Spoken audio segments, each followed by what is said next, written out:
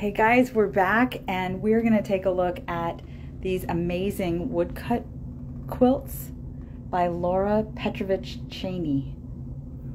And I'm going to turn the camera around. Hi, there's Pam again.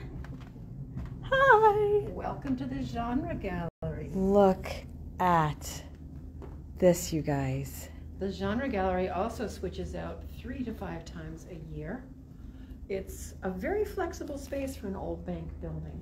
And we think this was a data center because it has more electric place plug-ins than anything I've ever seen in my life, which is all going away. We're having it renovated in January. Oh. But in the meantime, we have this wonderful exhibit of wood quilts by Petrovich Cheney. She is an art teacher, a quilter, and got struck by a wonderful idea when she was looking through some magazines that she should start using wood to make her quilts. She uses a lot of, all of the wood that she uses is salvaged wood. That's when Pam told me that a little while ago, and we just did a cold walkthrough. Come over here, just put, see if you can grab this poster. Because in the poster, she shows us the sources of the materials that she uses. Her family home was destroyed in Hurricane Sandy on the New Jersey shore. And as she was looking at the pieces of people's homes, her childhood home, it struck her that she might be able to use some of this material in her art. She dragged a green rowboat and an orange rowboat, bits and pieces of it, home. And in her talk yesterday, she was pointing out different houses. And like all of us with our fabric collections, she could point at that house and point at this quilt and say, that's the yellow from the yellow quilt on the beach after Hurricane Sandy. Yeah. But she uses all these pieces as she finds them. Yes. She doesn't paint anything. With one tiny exception, but we'll get over there in a minute. Okay. And she does her work based on pretty traditional quilt patterns. Yeah. Again, in her talk yesterday, she said the rectangles in the quilt to your right a little bit is not how she usually works, but that was one of her first pieces. She wanted to experiment with different tools. She talked about learning how to use a bandsaw, and her studio. People who love power tools. I do. She has 2 bandsaws. Oh. She has two sanders, hand sanders, machine sanders. I think I need to be friends with her. I think we all do. She's a wonderful, wonderful person. This quilt she titled, Crisscross Applesauce. As a teacher, that's the term that she uses to get kids to sit down in class on the floor with their legs crossed. Oh. But she was explaining that she was very moved by the United States leaving Afghanistan, particularly worried about young women not being able to be educated anymore. And she had built part of this piece. She took it apart and made sure that all of the English alphabet letters were included in it. And I don't think we have to talk about all of the quilts, but those alphabet blocks were sourced at a yard sale. All of the other pieces of wood she sourced from demolished barns, from demolished churches, and she's got the reputation now, Tara, that people will call her and say, are you the wood lady who likes bits and pieces? Well, we're taking down a barn and we want you to come and take whatever you want. She would tell you about that piece that she grew up in New Jersey that was close to Amish country in Pennsylvania. And those were some of the first quilts that she saw as a youth. Mm. This is the piece with the, these are the pieces that came from the sacristy of a church that was being taken down in western Massachusetts. She said she had to cut a lot of extra pieces to make sure that things fit here. Oh, I can see a pencil line. And she said when she makes a mistake, she just adds a bit. And you can see the tiny sliver. Look at that. She takes out most of the nails, but she'll leave some in for effect.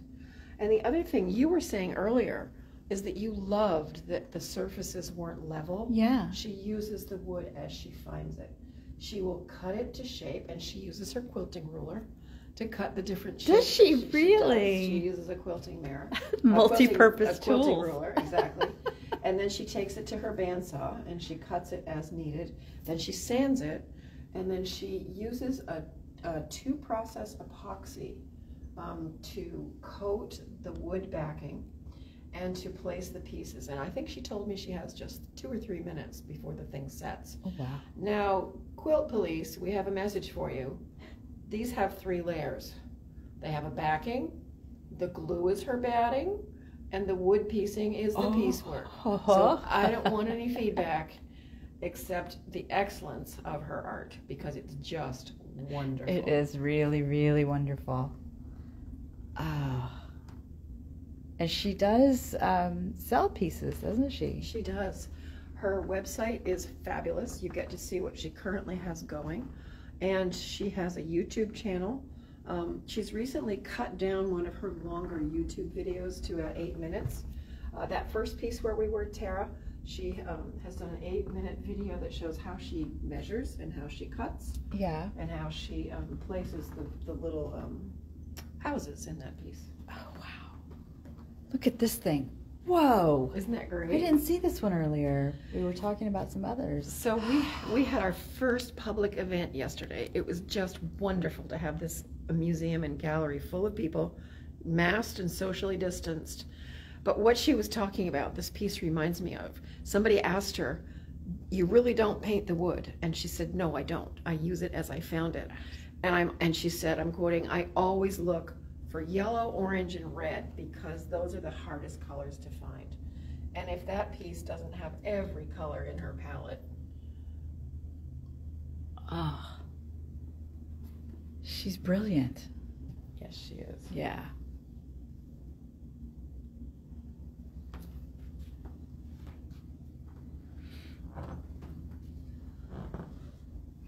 I think she said in so many words yesterday that circles are not her favorite thing, but she was able to manage to put this together with her bandsaw. I just love the different shades of green.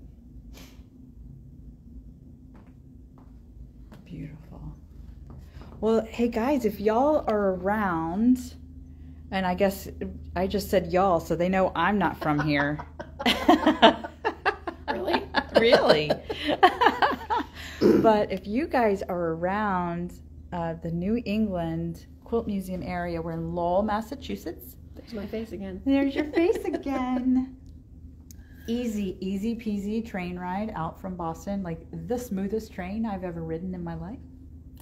And I don't know why that matters to me so much, but I keep saying that because it was just bizarrely smooth.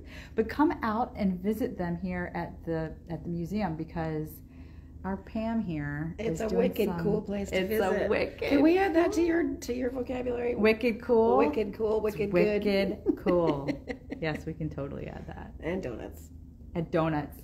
We've just discovered today that we both have a love of the chocolate glazed donut at Dunkin' Donuts. Mm-hmm. Not the iced ones, y'all. Not the ones with the icing. Glazed. Just the chocolate glazed, the cake donut. But she doesn't dunk and I do.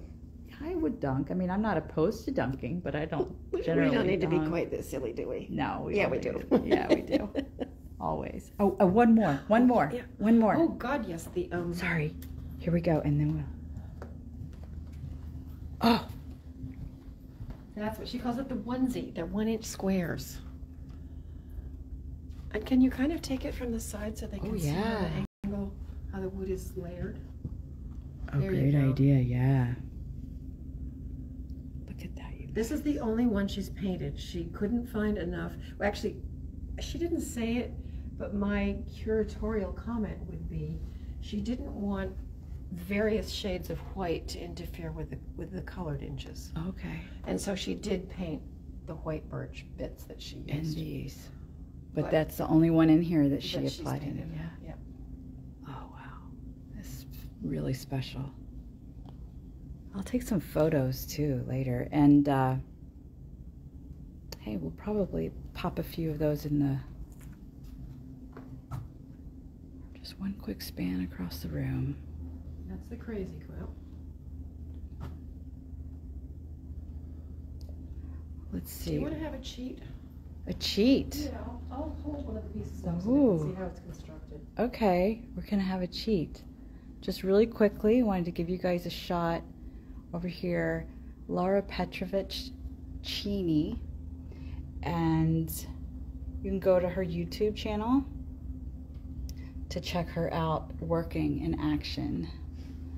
All right, we're gonna have a little. Here's the cheat. She makes 1-foot panels, which you can arrange however you want. And I am the curator, so I get to do this. She gets to touch it. And here's what the back looks like. You can't quite see the 3 layers, but they're there. Yep. And then she uses wood. She was specifically talking about this green yesterday because there's the original wood color. The house was pale green, it was white, and then it was dark green. And she just leaves things as she finds them.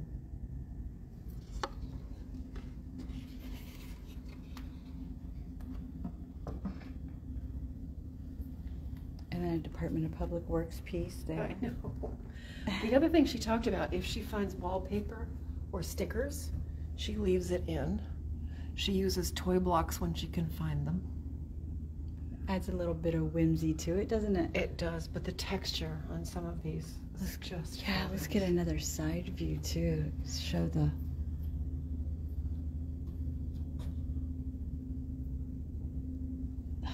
It's just, look at how a little bumblebee.